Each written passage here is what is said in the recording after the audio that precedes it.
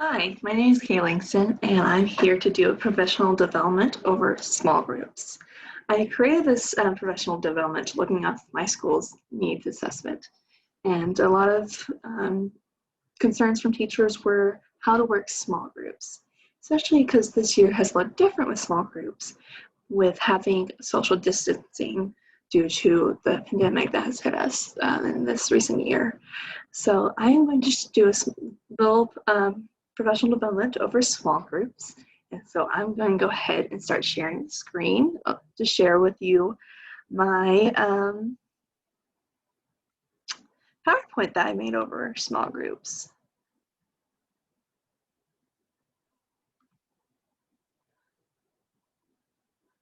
All right. All right, so this PowerPoint professional development was over small groups. And as I just introduced myself, my name is Katie Langston. So what are small groups? So a small group is a group designated for instruction that is typically followed after when you do whole group instruction. And with small groups, you have a group of students typically around the size of 4 to 6 students. Small groups is typically used, like I said, after whole group instruction. And when you create small groups, and I'll talk more about this during the rest of this professional development, they are kind of used around to reinforce skills that students may still need to be reinforced with.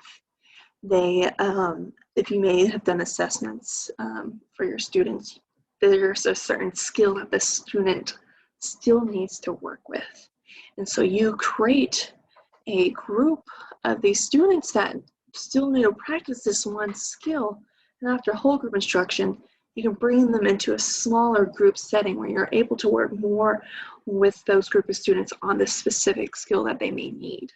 And so that's typically why people use small groups, is they reinforce and reteach specific skills and concepts because it's easier sometimes to do that with a smaller group of students. It's easier to work one-on-one with them, whereas whole group, you have your whole class you're trying to teach to, and you probably have a whole a bigger standard that you're teaching, where some of these students need to work on maybe a skill that they should have maybe already mastered by the certain grade level they're at, but they still need a little practice. So that's what a little bit of small groups are about. Why are small groups important? So small groups are really important. As I was saying, they are used to reinforce skills. Not every student is going to come into the classroom knowing a specific set of skills, and we need to make sure as teachers we reinforce those skills, because some of those skills you cannot build on those skills with grade level skills that they don't have that first boundary. Like, for example, they don't know phonics. It's going to be really hard for them to know comprehension, so we need to work and build those skills of phonics so we can build up and work towards comprehension and vocabulary. So small groups instruction offers an environment for teachers to provide students extensive opportunities to express what they know and receive feedback from other students and teacher. Instructional conversations are easier to conduct and support with a small group of students. And then small groups helps teachers reinforce what they taught or to do interventions with students that have a reading need. So like I said, they may have a phonics need in second grade, or in second grade they are trying to build on comprehension. They're trying to read to learn, not to learn to read anymore. So this is why I put in this PowerPoint why they're so important, because we need to reinforce skills that they may be right there at getting, but we need to bring them more aside in a smaller group and reinforce those skills so we can build upon them and those students can start working on getting those skills that are base level skills to work towards becoming higher up and with a grade level. And you can also, some of those students at their whole group may still not understand the whole group lesson. And you may know those students. Those students may be students that have resource help. You can bring those where sometimes they may not be paying attention all the way through whole group, because sometimes it may be harder for them to pay attention in whole group. Where in small group, you can be more one-on-one, but still have a good group of students where you can keep track as the teacher, like what did you learn, or what are we doing today? That's what small groups can be really important and useful to teachers to teach skills, skills that they need that they may not grasp, or skills that they're just now learned that they still need a little bit more time to process and work with. So key benefits of small groups instruction. So personalized instruction. You can personalize that instruction with that student or those groups of students. You can personalize it around, like I said, for example, phonics. Working around what type of phonics skill you can work with.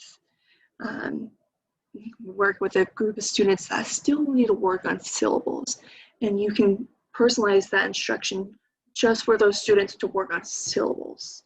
And it's personalized to them and their needs in that area.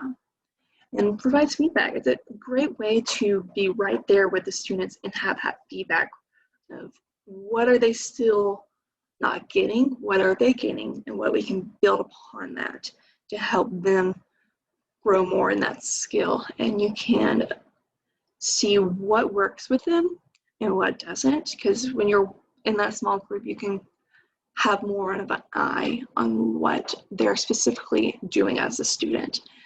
Maybe that person is still having a hard time doing this, but another student's kind of getting, and kind of seeing, okay, maybe how I'm doing this is probably not helping this student, but this student's kind of grasping it a little bit more, and see what is working and what's not working, that you can tweak it a little bit to hopefully catch, or you can catch things that it's hard for them to stay focused for a certain amount of time. Maybe we need to stop and do a little break, let's shake our sillies out, you know.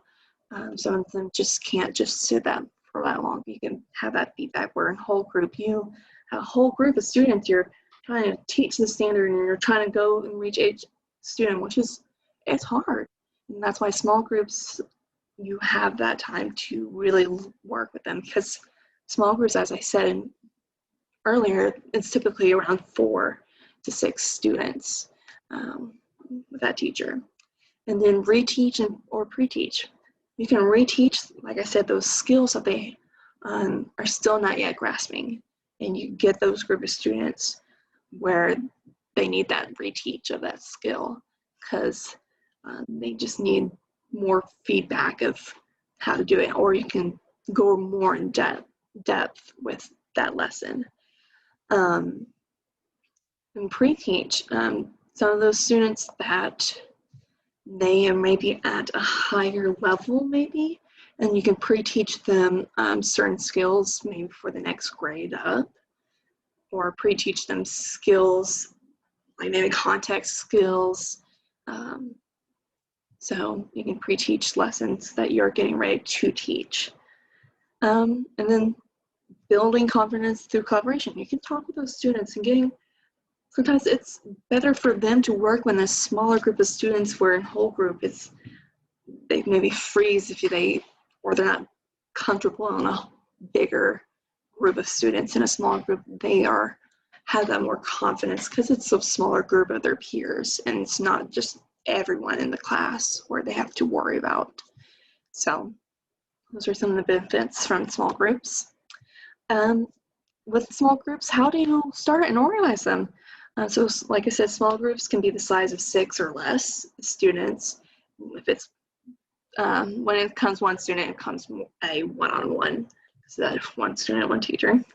And like I said, I've been talking about this through this professional development already. Small groups are based around the needs of students. What is this need of this small group of students? Because you're not going to just have, you may have just one group, but you're going to probably most likely have different small groups of students, a small group about sight words, small groups about those students that are now just building on the comprehension skills, and those students are still maybe in second grade that are working on phonemic awareness skills and working towards building up. So for example, a small group of students may be centered around the need of sight word practice or building the need of reading comprehension. So students need to see small group instruction as a dynamic space of learning that works both for addressing gaps and pushing their thinking. A good thing about small groups is you don't have to just set it on filling those gaps. You can also, with those students that are on grade level or above, you can work with skills that, looking at assessments that they're right at, or you can work pushing towards more higher thinking that where you might not be able to do in a whole group instruction because not all those students are above that grade level. You can still have a small group of students who are above or at grade level, start pushing their thinking and working with skills that they still are grasping at. So that's one of the good things you can organize your small groups into, seeing the needs, using your assessment data based on this assessment and observation, what these group of students need. And you may have other students that have that skill, but still maybe need that practice, and having them also in that group. So making small groups inviting. So small groups don't need to be a 5-page lesson plan. It can just be a small group of a fun game or activity based on the standard you're wanting or skill you're wanting to teach. In my own classroom, I did a small group for my students who still have initial sounds. I have an initial sound bingo game. And I would say, look at your bingo card. What word, and the word would have the word and the picture of it. Which one starts with this initial sound of k, k, and they would find k, cat, and I'm just practicing of hearing that, and then doing a little bingo game. They thought of it as a game, not as, all right, so when we think of words, and you can make it where words are just begin with that first initial sound. And for our bingo game, like they don't need to be always that specific, like gotta teach this, gotta teach that. Sometimes it can just be, let's for a quick second after you finish your whole group, let's practice working on that skills of initial sounds. Let's play a bingo game. So like I said, small groups can be simple and engaged activity, have a fun educational game or instructional review activity for students to do. So small groups can still be fun and engaging while also reinforcing on a certain skill, because you gotta have that motivation of the students. Because sometimes those students may be wondering why they are being pulled from their own group. When you make it as, we're just going to take a break from what we learned in class to learn about a skill that you kind of know. Let's like work on it, and we can have a fun little game in our activity. So that's one of the things that you can use to make them inviting, and students are comfortable and they're more open to listening and following along with the activity they've set for the small group. Implementing small group instruction for the classroom. When creating small groups, they need to be grouped in a manner of the needs or academic level. Like I said previously, and I've said throughout this PD, is just having those small groups around a specific need or what are you trying to accomplish with this group? Why do you have these group of students together in a smaller group away from their as a whole class? Looking at assessment data, like what does the small group need? They were just working on grade level, academic level stuff that maybe some of them just need that extra time after that whole group that you just did over that lesson. Making sure that you have those procedures in small groups. Small groups are still it's still in a class setting. What are the procedures for small groups? Making sure if we still need a question, like raise our hand, or if we need something, what is the procedure of the classroom? Still having those procedures set to help the small group flow easier and make it more of an easy going transition for them. And making sure that what are you trying to accomplish in this one group? What is the learning standards you're trying to work with these students? Like I said, are they working on comprehension? What kind of comprehension are we working on? Talking about characters, setting, and aligning that to your small groups, because you might have your principal or assistant principal walk in and be like, what are you trying to do? And you can say, well, we're working on initial sounds, so we found a fun bingo game about initial sounds. Educational leadership professors Dr. Nancy Frey and Dr. Douglas Fisher explain that lesson plans should include I do, what's initial sound? When I say k, that sounds like k, at, and then we could do it together, or you do. And you can also do inquiry lessons, like what do we have in front of us? So conclusion to this is most studies address the importance of small groups instruction in elementary school setting. Without effective instruction, underprivileged students will continue to be at risk, have learning gaps and experiences, miss opportunities to learn academic content in a meaningful way. It's important to make sure we don't leave those students who still don't have those basic skills. We need to look at those assessments, look at those students, what are their needs? Because once you fill in those holes and those gaps for those students, you will see that they'll be able to fill in other gaps. Once they start working on that needs of phonemic awareness, those phonics and sight word gaps, we'll start filling in and really start working more with comprehension and building on those skills. And I can always share more studies that show the effectiveness, how effective small groups are and how they can provide that extra help for those students. And all in all, with small groups, don't stress too much over small groups. They should be fun time to work with those students, a fun time to bring your group of students and have those fun activities and games, reinforcing a skill that they still need and where they're more engaged and they are receptive to listening and learning. And so it's good to have a smaller group and work one-on-one.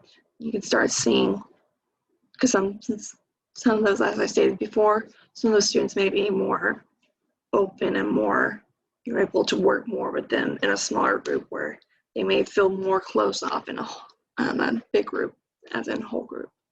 So that's the end of my bibliography. This is where I got some of my things for my lesson from this PowerPoint. So I hope that this professional development has helped, and I'm glad for you guys to be listening and staying apart with me. I hope you guys have a good rest of your day.